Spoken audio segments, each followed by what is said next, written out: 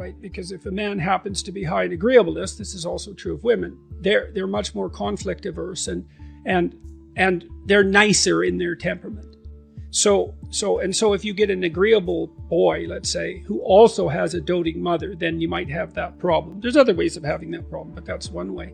Well, when I saw people like that in therapy, they were often resentful and angry and passive aggressive and getting in their own way, often to spite, whoever was doting on them, let's say.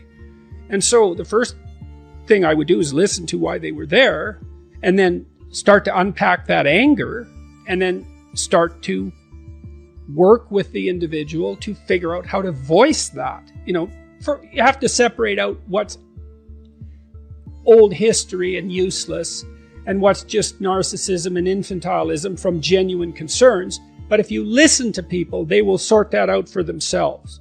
That's one of the cool things about being a therapist. Is if you listen, that happens more or less by itself. And then as a behavioral psychologist, maybe someone like that would need a raise, but would be afraid to ask their boss. Well, we just practice that. It's like, okay, well, first of all, why should your boss give you a raise? Like, there might be good reasons. He doesn't want to lose you because you're a good worker. Well, are you a good worker? And if you weren't, well, we'd solve that problem. Put yourself in a position where you deserve the raise. Okay, well, now you're too timid or you're too unskilled, because you have to differentiate those two things too, because some people who can't stand up for themselves actually don't know how, whereas others are afraid, and some are both. And so you have to figure out, so some of it's skill training. Well, how do you actually ask your boss for a raise? Well, you tell the truth. That's the best way. Say, look, here's what I'm doing. Here's why it's really useful for you. It looks like I'm somewhat underpaid in this role. That's demotivating me, possibly. I also have other options. I think I need, 15% more, and I'm interested in moving up, and here's what I'll do for you if you do that. And so, think about it. And then if your boss doesn't do that and all that's true, well, then you should be assertive enough to find another job. Or maybe you look for another job before you even ask for the raise. Put your CV together, right? Update it so you're not afraid to look for another job. All this is strategic thinking. That was another thing that was really fun about clinical work. Most of my clients, they doubled or tripled their salaries within 3 or 4 years. They worked at it. This wasn't nothing. This was major league strategic planning. And that was true for women and men, and that's very fun to watch that happen. Think clearly about it, right? And get your act together, and you got to see what's getting in your way. So maybe you're afraid to ask your boss for a raise because if he says no, you'd have to look for a job, and you don't have your resume or CV updated. And the reason you don't have it updated is because you're embarrassed about the lacks in it, and you don't want to face the lacks because then you'd have to see how you didn't get educated properly because you were useless, and you'd have to take steps to rectify that. And it's a real mess down there, right? The reasons you're not asking. So we'd lay that all out and then say, well, you're embarrassed about your resume. Well, update it and let's take a look at it. Okay, well, here's some holes and they're not good. What could you do to fix those? And then you break it down into small steps, right? Implementable steps. That's very practical.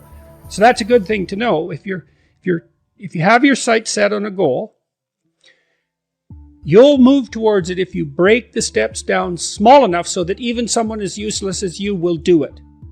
And that also requires a fair bit of humility, because what you might find, especially if you're avoiding something, is that the step you are actually willing to take is so small that you're embarrassed to admit it to yourself, so you won't take any steps at all. Well, that's completely counterproductive. And the reason that's not proper thinking, let's say, or productive thinking, is that, well, small steps get bigger real fast. And it doesn't matter where you start. If you're doubling your utility every, few weeks, who cares where you start? It starts to take off real quick. So you don't want to be embarrassed.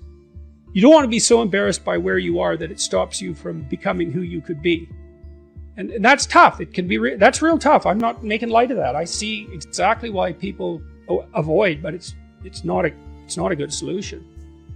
So for assertiveness, that's what you do, and maybe you practice People, maybe they're afraid to, ask a woman for her phone number. And so you practice that. And then you use exposure training. It's like, well, go out and practice that. Say hi to a pretty woman when you pass her on the street. That's your task for this week. And see how you do. See how you respond. See if you can do that. See if you avoid. And if you do avoid, see what you're thinking when you avoid. And see if you made eye contact. And if you were standing up reasonably straight, like a reasonable human being. And we'd practice these tiny things because they are not tiny, man. You wouldn't believe how many people don't have friends because they don't know how to introduce themselves and shake hands. I bet you there's 5% of the population has no friends at all because they don't know how to do that. Wow. It's really sad. It is. It's extremely sad. And I see it all the time. And I love what you talked about, being proactive about, going over your fears, because I think for a lot of nice guys is the fear of rejection, the fear of failure is such a crippling thing which is why they either, disappear into the shadows or just be extremely agreeable. So yeah, well, here's the cure for that, man. It's like, do you want the horror of failure or the certainty of failure? The horror of potential failure or the certainty of failure? Because if you don't do this, you will fail. Now, it'll be put off, but it will absolutely happen. And so that fear, I understand why that stops people. It's no joke to be rejected. And it's going to happen while you practice. And it's a real fear. But you're deluding yourself by thinking that there's a no fear option. There's just a delayed fear option. Right? Because if you don't get this right, well, you're going to fail for sure. And then you're going to be miserable and vindictive and bitter and anxiety ridden. And you're going to cause trouble for yourself. And you're going to take it out on women and other men. And that's an ugly path, man. And so I see why you're afraid, but you should be way more afraid of that. And that's a nice way to help people get their thinking straight about fear. It's like no zero fear path. If you're afraid of male power, let's say, crippling them is one solution. Yeah. Now, it's not a good solution. And that's going to happen if you think of the patriarchy as a tyrant. And look, there's reasons to think that, So, I was watching this movie, King Arthur, by Guy Ritchie, and when the new king, young King Arthur, takes his sword, he has flashbacks to his evil uncle killing his father. And it's so terrible that he can't hold on to the sword. And I thought, well, what's Richie doing there? That's the case for all of us, isn't it? Because when we look into the past and we see our evil uncles, it's just a complete bloody catastrophic mess, isn't it? Slavery and genocide and war and oppression and that's on all of us, isn't it? And it's always lurking there in the background. And so is that male power? Well, yes, in some ways. I mean, if you don't give a man a sword, he can't use a sword, right? So not giving him a sword is one way of making sure he's peaceful, but it's not the optimal way. And besides, if you cripple men, they become far more dangerous. They become dangerous in an terrible underground fashion. Of course, the same is exactly true if you cripple women, but we're speaking particularly of boys, because I suppose there's an education crisis among boys and young men. Well, you want to encourage that power because it's actually a tremendous force for good if it's brought under control.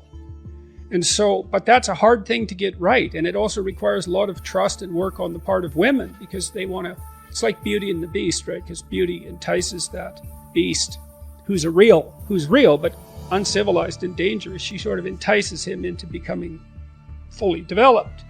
And that's what a woman has to do when she, has that work project that she marries or has a long-term relationship with.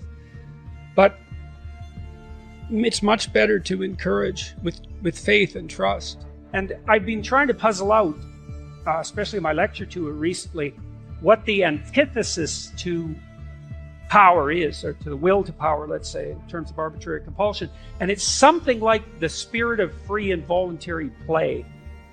And that's a wonderful thing to know. It's so optimistic. You guys were talking about optimism earlier, so imagine this, is that if you structure your relations optimally, and I mean optimally, with yourself, with your intimate partner, with your family, with your community, the highest level of attainment of that structuring is the manifestation of the spirit of voluntary play. And that's so lovely because there's nothing better than play, fundamentally.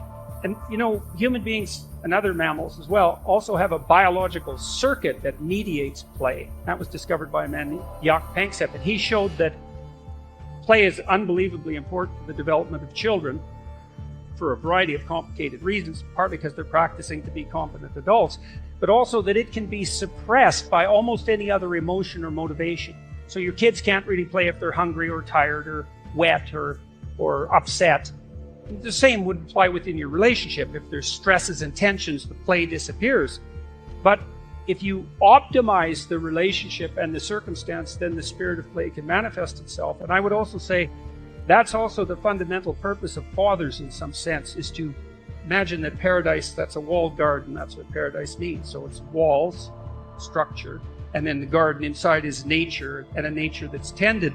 The masculine role in child rearing is something like the erection of the walls so that play can manifest itself within the walls. And that's a real good combination of security, because that's what the walls are for, but then the kind of freedom that allows for untrammeled development to occur in the most positive possible sense. And so I would say that those of us who are standing against the radicals who insist that the only human motivation is power can oppose that in part by putting forward the observation that the proper antithesis to that is the spirit of voluntary play.